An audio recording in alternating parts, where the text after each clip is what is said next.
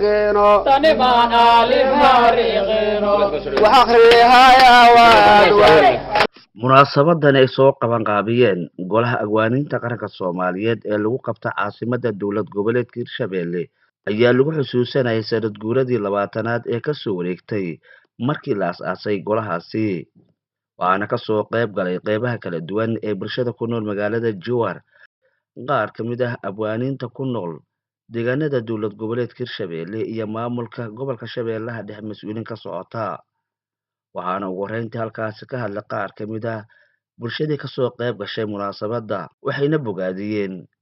munaasabada agwaaninta qaranka Soomaaliyeed abwaanka waxna waa dhisaa waxna waa dumiyaa haddii marka waxaan leenahay marka abwaaninta aan leeyahay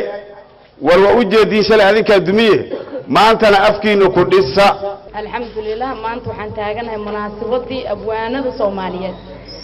sanad guuradii 20aad aadan ugu faraxsanahay maanta farxadeeda ma la soo koobi karo ana ko reer gobolka Shabeellaha Dhexe degmadiisa Jowhar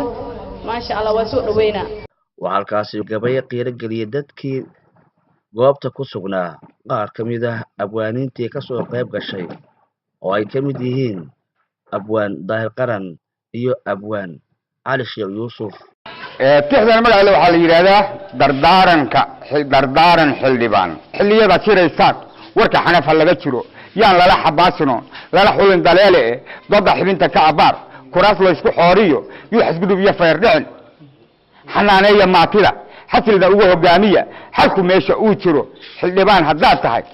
xasaanada sidaani leeydiin xambaarsi waa xujiya amaani xagaldaaxa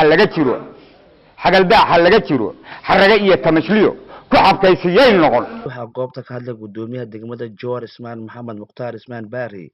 iyo gudoomiyaha ku-xigeenka gobolka Shabeellaha Dhexe dhinaca amniga Maxamed Sugaal Cusmaan